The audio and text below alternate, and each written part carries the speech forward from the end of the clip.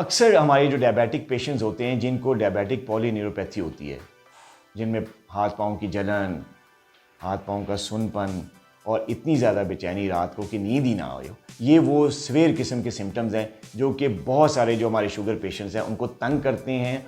और इन सिम्टम्स की वजह से उनकी रात की नींद भी सुकून की नहीं होती, उनका दिन भी सही नहीं गुजरता, हर वक्त वो एक कंटिन्यूस पेन का शिकार रहते हैं।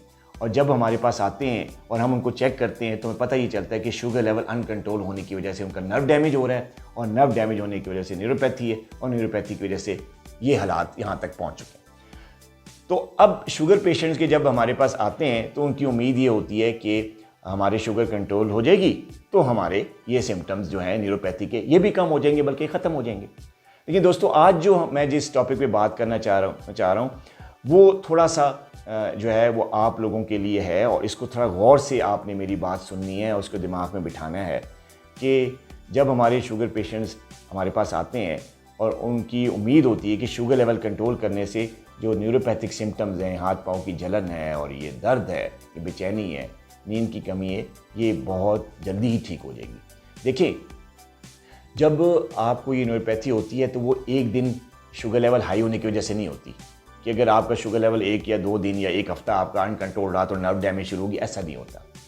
कंटिन्यूसली हाइपरग्लाइसीमिया होने से बहुत अरसे तक शुगर लेवल हाई रहने की वजह से जो न्यूरोपैथिक सिम्टम्स हैं वो आते हैं। न्यूरोपैथी उसकी वजह से होती है, शुगर लेवल बहुत अरसे तक क्रॉनिकली हाई रहे तब होता है।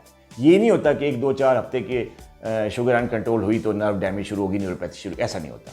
तो जब पेशेंट्स हमारे पास आते हैं, सालों पुरानी शुगर है, सालों पुरानी जो है अनकंट्रोल डायबिटीज़ है, कई साल से कंट्रोल ही नहीं हो रही, ना दवाइयों से ना डाइट से, वो तो उसके अलग फैक्टर्स हैं, उस पर बात हम करते भी रहते हैं, आप पेज पे भी देख सकते हैं। आज जो बात करें कि सालों पुरानी अनकंट्रोल शुगर की वजह से जो न्यूरोपैथी है, वो लोग ही एक्सपेक्ट करते हैं कि जैसे ही महीने 2 महीने में हम जो है हमारा शुगर लेवल कंट्रोल होगा तो हमारी न्यूरोपैथिक सिम्टम एकदम ख़त्म हो जाएंगे।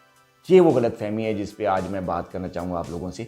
देखिए दोस्तों, अगर आप डायबिटिक हैं और बहुत अरसे तक आपको अगर हाई शुगर लेवल रहा है तो उसकी वजह से जो नर्व डैमेज होता है वो 2 तरह का होता है। एक तो ये कि जो नर्व सेल्स हैं वो शुगर लेवल हाई रहने की वजह से, क्रॉनिक शुगर लेवल हाई रहने की वजह से वो डेड हो जाते हैं, बिल्कुल डेड।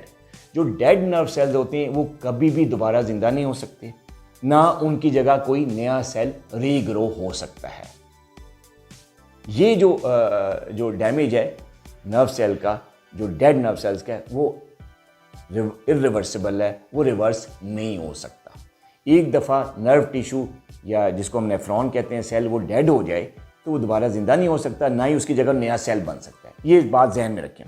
अच्छा, अब 2 तरह का डैमेज होता है। एक तो वो डैमेज है जो कि डेड हो गए, साथ ही ये चल रहा है कि जो हाइपरग्लाइसीमिया कंटिन्यूसली हाई रह के कुछ नर्व सेल्स जो हैं वो इंजर्ड हो रहे होते हैं। पहले इंजरी होती है, फिर डेथ आती है। ये नहीं है कि जैसे ही शुगर लेवल हाई हुआ तो फ़ौरन डेथ होगी नर्व सेल्स की, नहीं।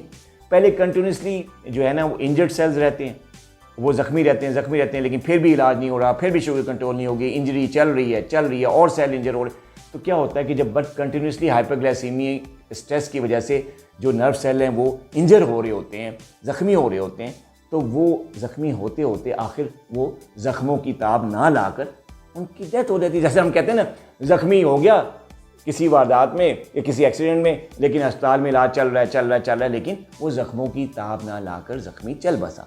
इसे यही हाल जो है ना वो नर्व सेल्स का होता है कि पहले वो इंजर्ड होते हैं, ज़ख्मी होते हैं, और फिर ज़ख्मों की ताब ना लाकर वो उनकी डेथ हो जाती है। जब डेथ हो जाती है तो फिर दूसरा नर्व सेल नहीं बनता, ना ही दूसरा नर्व सेल बनता है, और ना ही वो नर्व सेल जिंदा होता है, परमानेंटली डैमेज हो गया। अच्छा, अब ये जो परमानेंट डैमेज है ये जैसे बढ़ता है तो न्यूरोपैथी होती है, उसके सिम्टम्स होते हैं।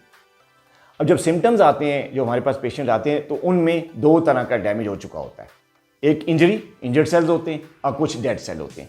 अब लोग ये एक्सपेक्ट करते हैं हमसे कि जी डॉक्टर साहब के पास गए हैं, जैसे ही हमारा शुगर लेवल डॉक्टर साहब कंट्रोल करेंगे तो हमारा न्यूरोपैथिक सिम्टम ख़त्म हो जाएंगे एकदम ही।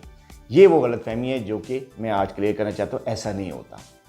अगर आपका नर्व डैमेज है, जो सेल्स आपके डेड हो गए हैं वो दोबारा तो नहीं बनेंगे, और उनकी वजह से सिम्टम्स हैं वो रहेंगे। लेकिन जो इंजर्ड सेल्स हैं, जो ज़ख्मी सेल हैं, उनकी हमारी कोशिश होती है कि इतनी अच्छे लेवल पे शुगर लेवल को लिया जाए ताकि ऑक्सीडेटिव जो हाइपरग्लाइसेमिक ऑक्सीडेटिव स्ट्रेस है उसकी वजह से उसको कंट्रोल, उस ऑक्सीडेटिव स्ट्रेस को कम किया जाए। नर्व सप्लाई जो चल रही है, जो इंजर्ड नर्व सेल्स हैं उनको ब्लड सप्लाई इस हद तक दी जाए, इस हद तक उनको खून दिया जाए कि वो रिपेयर होना शुरू हो जाए, उनके ज़ख़म भरना शुरू हो जाए। जब वो ज़ख़म भरते हैं तो वो रिपेयर हो जाती हैं, मुकम्मल सेहतमंद हो जाती है नर्व सेल्स। जब वो मुकम्मल सेहतमंद हो जाती हैं तो जो सिम्टम्स हैं वो कम हो जाते हैं। लेकिन ये जो इंजर्ड सेल्स हैं, नर्व सेल्स, इनको टाइम लगता है। ये एकदम जो है 2 हफ्ते या 1 महीने शुगर कंट्रोल करने से या 2 महीने शुगर कंट्रोल करने से आपकी जो इंजर्ड सेल्स हैं उनका रिपेयर शुरू तो हो जाता है, लेकिन 100% वो ज़ख्मी सेल जो हैं मुकम्मल सेहतमंद और तवाना नहीं हो सकते, उनको टाइम लगता है। तो जो शुगर पेशेंट हमारे पास आते हैं वो ये चाहते हैं कि हमारा शुगर लेवल कंट्रोल करके फ़ौरन ही हमें इन सिम्टम्स से या जो न्यूरोपैथी से निजात मिल जाएगी, तो ये गलतफहमी है। फ़ौरन न्यूरोपैथिक सिम्टम्स से निजात नहीं मिल सकती, इस पे टाइम लगता है, आहिस्ता आहिस्ता। किसी को साल लगता है, किसी को 6 महीने लगते हैं, किसी को 2 महीने लगते हैं, किसी को 4 महीने लगते हैं। ये time person to person different है, इसका कोई ख़ास क्राइटेरिया नहीं है कि इतने अरसे बाद ये नर्व डैमेज ठीक हो जाएगा, ये न्यूरोपैथिक सिम्टम्स ठीक हो जाएंगे। आपका शुगर लेवल पे डिपेंड करता है। आप जितनी जल्दी शुगर लेवल को कंट्रोल कर लेंगे, जितना अरसा कंट्रोल में रखेंगे, उतनी जल्दी जो है वो जो इंजर्ड सेल्स हैं वो रिपेयर होंगे। लेकिन यहाँ पे एक बात ध्यान में रखें कि जो डेड सेल्स हैं, नर्व सेल्स, वो दोबारा ज़िंदा नहीं होंगे। तो लिहाजा अगर आप न्यूरोपैथी का शिकार हैं और आपने अब डॉक्टर से शुगर कंट्रोल करवा ली है और आप चाहते हैं कि बस अब नर्व जो है न्यूरोपैथिक सिम्टम्स ही ख़त्म हो जाए, तो ऐसा नहीं है, इसको टाइम लगेगा। आपकी सिम्टम्स कम हो जाएंगे, आपके सिम्टम्स कंट्रोल हो सकते हैं, लेकिन इट विल टेक टाइम। वो डिपेंड करता है कि कौन से पर्सन में कितना डैमेज है। कुछ लोगों में कम डैमेज है, उनके सिम्टम्स जल्दी ठीक हो जाते हैं। जिनमें डैमेज ज़्यादा होता है उस पर फिर टाइम लगता है। उस जो ज़ख्मी सेल हैं उनको रिपेयर करते करते, उनको दोबारा हेल्दी बनाते बनाते टाइम लगता है। और इस टाइम में आपने शुगर लेवल हमेशा कंट्रोल में रखना है। अपने डॉक्टर की हिदायत के मुताबिक मेडिसिन भी रेगुलरली लेनी है, नर्व टॉनिक जो उन्होंने दिए हैं वो रेगुलर लेनी है, जो डाइट इसके लिए उन्होंने दी हुई है वो रेगुलर लेनी है, और जो एक्सरसाइज उन्होंने कहा हुआ है आपको उसको रेगुलरली आपने फॉलो करना है। ये नहीं है कि आप इलाज से बोर हो जाएं।